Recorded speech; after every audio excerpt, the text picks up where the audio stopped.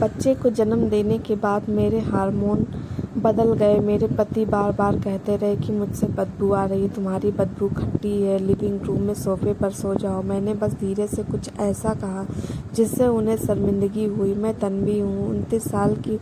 मैंने 3 महीने पहले ही नई दिल्ली स्थित एम्स में अपने पहले बच्चे को जन्म दिया है। मेरे पति राघव शर्मा गुरुग्राम की एक कंपनी में मार्केटिंग मैनेजर हैं। सुंदर और मीठी मीठी बातें करते हैं। उनका परिवार दक्षिण दिल्ली में एक अमीर परिवार में है। हमारी शादी फेसबुक पर वायरल हो गई थी। सबने कहा कि मैं भाग्यशाली हूँ, लेकिन बच्चे को जन्म देने के सिर्फ 3 महीने बाद मेरी ज़िंदगी मानो टूट गई। विहान को जन्म देने के बाद मेरा शरीर बदल गया। मेरा वजन लगभग 20 किलो बढ़ गया। मेरी त्वचा का रंग गहरा हो गया और जिस चीज़ ने मुझे सबसे ज़्यादा असहज किया वह थी मेरे शरीर से आने वाली अजीब सी दुर्गंध। मैंने खूब नहाया, बॉडी मिस्ट का इस्तेमाल किया, लेकिन दुर्गंध अभी भी बनी हुई थी, शायद प्रसवोत्तर हार्मोन्स की वजह से।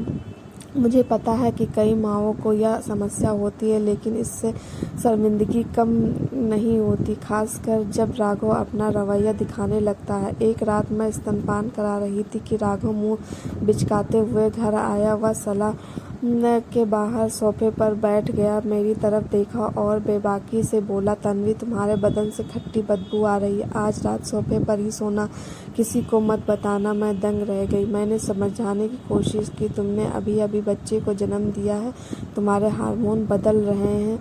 मैंने तुम्हारा ख्याल रखने की कोशिश की थी। उसने बात टाल दी। बहाने मत बनाओ, मैं पहले ही दिन भर काफ़ी तनाव में रहता हूँ और अब घर आता हूँ तो मुझे यह बदबू आती है। कैसी पत्नी हो तुम। उस रात मैं अपने बच्चे के साथ सोफे पर सोई। मेरा तकिया आंसुओं से गीला था। राघव काम का बहाना बनाकर जल्दी घर से निकलने और देर से घर आने लगा। मुझे शक हुआ, लेकिन मैं चुप रही। मेरी माँ सरिता नोएडा में से मेरे पोते से मिलने आई थी। उन्होंने मुझे थका हुआ देखा और मुझसे पूछा। उसने सुनने के बाद वह नाराज नहीं हुई, बस मेरे कंधे पर थपथपाया, शांत हो जाओ बेटा। अक्सर मर्दों को समझ नहीं आता कि बच्चे को जन्म देने के बाद औरतों के लिए कितना मुश्किल होता है। बहस मत करो, उसे खुद एहसास होने दो। मैं चुप रही, लेकिन झगड़ा बढ़ता गया। एक बार जब हम घर पर थे, मेरे दोस्तों के सामने राघव ने अचानक कहा, तन्वी अब एक बूढ़ी नौकरानी जैसी हो गई है, इसके बदन से बदबू आती है, मैं उसके पास नहीं रह सकती। हंसी फूट पड़ी। मुझे बहुत बुरा लगा, लेकिन अपने बच्चे की खातिर मैंने दांत पीस लिए। फिर एक रात वह देर से घर आया। उसकी सांसें तेज थी। उस अपने आप को देखो, मोटा बदबूदार कौन बर्दाश्त कर सकता है।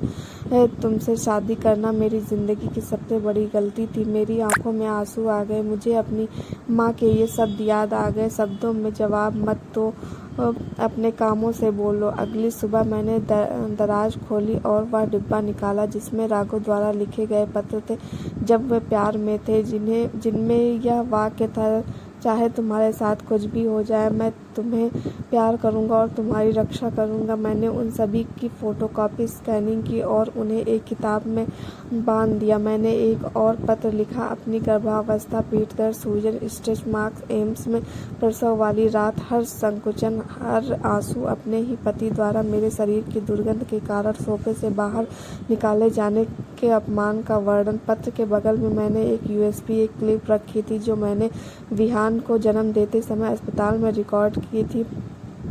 मैं दर्द से काँप रही थी, रो रही थी और राघव का नाम पुकार रही थी, उसकी सलामती की दुआ कर रही थी। मैंने एक पंक्ति लिखी, यह वही बदबूदार औरत है जिससे मैंने कभी प्यार करने की कसम खाई थी। उस रात राघव घर आया, उसने पत्र पलटा और फिर USB को TV से जोड़ा। क्लिप चल पड़ी। मैं कोने में चुपचाप खड़ी रही। वह गिर पड़ा, अपना चेहरा ढक कर रोने लगा।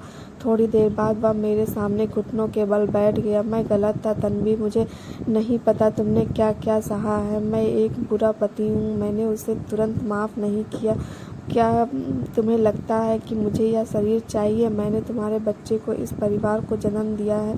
तुमने मुझे सबके सामने बेइज्जत किया। अगर तुम नहीं बदली तो मैं चली जाऊंगी, क्योंकि मैं सम्मान की हकदार हूँ। राघव ने मुझे गले लगाया और बार बार माफ़ी मांगी, लेकिन मुझे पता था कि मेरे दिल का दर्द आसानी से नहीं भरेगा। उसी पल मेरी माँ ने एक राज खोला। वह मुझे एंडोक्रिनोलॉजी के लिए चुपके से एम्स एंडोक्राइनोलॉजी ले गई थी। नतीजा मुझे प्रश्नोत्तर थायराइडिटिस हो गया, जो दुर्लभ है लेकिन इलाज योग्य है। मेरी माँ ने नियम का पालन किया, दवाएं ली और बार बार डॉक्टर के पास गई। सिर्फ 1 महीने बाद मेरे शरीर की दुर्गंध और स्वास्थ्य में काफ़ी सुधार हुआ। लेकिन जब मैंने फेसबुक पर एक लंबी पोस्ट डाली जिसमें मैंने पूरा वाकया बताया, मेरे पति द्वारा अपमानित होना, मुझे सोफे पर धकेला जाना और कैसे मैंने एक पत्र और वीडियो के जरिए जवाब दिया। मैंने लिखा, प्रसवोत्तर महिलाएं कूड़ा नहीं होती। शरीर की दुर्गंध वजन प्रसव का नतीजा है, अपमानित होने का बहाना नहीं। अगर आपका अपमान हो रहा है तो चुप ना रहें, अपने कर्मों को खुद बोलने दें। पोस्ट वायरल हो गई। कई भारतीय माताओं ने इसी तरह की कहानियां साझा करने के लिए मैसेज किए। कुछ ने अपने पतियों को पोस्ट में टैग किया। शर्मा परिवार में हलचल मच गई। आमतौर पर मुश्किल व्यवहार करने वाली सास ने फ़ोन करके मेरा पक्ष जल्दी न लेने के लिए माफ़ी मांगी। राघव ने साकेत के एक क्लिनिक में कपल्स थेरेपी की सप्ताहांत में बच्चों की देखभाल का शेड्यूल भेजा। मेरे इलाज के दौरान लिविंग रूम में सोने की पेशकश की ताकि मैं गहरी नींद सो सकूं और गुरुग्राम के एक एनजीओ में नए पिता कोर्स के लिए साइन अप किया। मैंने 3 शर्तें रखी, घर पर या अजनबियों के सामने बिल्कुल भी बॉडी शेमिंग नहीं, बच्चों की देखभाल और घर के काम बराबर बांट लें, रेफ्रिजरेटर पर शेड्यूल लिखा है, डॉक्टर के निर्देशों का सम्मान करें, यह ना कहें कि आलस्य के कारण बदबू आ रही है, इलाज में दखल ना दे। वह मान गया और घर के नियम वाले फॉर्म पर हस्ताक्षर कर दिए। मैंने उसे एक समय दिया, कोई वादा नहीं किया। 1 महीने बाद मेरा वजन स्थिर होने लगा, मेरा थायराइड नियंत्रण में आ गया, मेरी त्वचा साफ हो गई, मेरे शरीर की दुर्गंध गायब हो गई। राघव चुपचाप किराने की दुकान गया, विहान को नहलाना सीखा, रात में मुझे जगाने के लिए अलार्म सेट किया। उसने मेज पर एक लिफाफा रखा, कागज की एक नई सीट के बगल में उसके पुराने शब्दों का एक प्रिंट आउट। मैं प्यार करूंगा और रक्षा करूंगा, शब्दों से नहीं बल्कि कर्मों से। मुझे फूलों की नहीं बल्कि सम्मान की ज़रूरत है। और इस बार मैंने इसे देखा, रसोई से लेकर वॉशिंग मशीन तक, बच्चे की बोतल तक, थेरेपी रूम तक। लेख के अंत में मैंने निष्कर्ष निकाला, बच्चे के जन्म के बाद होने वाले हार्मोनल बदलाव वास्तविक होते हैं। अगर आपको कोई खट्टी गंध आती है तो यह संकेत हो सकता है कि आपके शरीर को मदद की ज़रूरत है। अपनी पत्नी को सोफे से धकेलने का बहाना नहीं। एक अच्छा आदमी वह नहीं होता जो अच्छी बातें करता है, बल्कि वह होता है जो बैठकर माफ़ी मांगना और पति बनना फिर से सीखना जानता हो।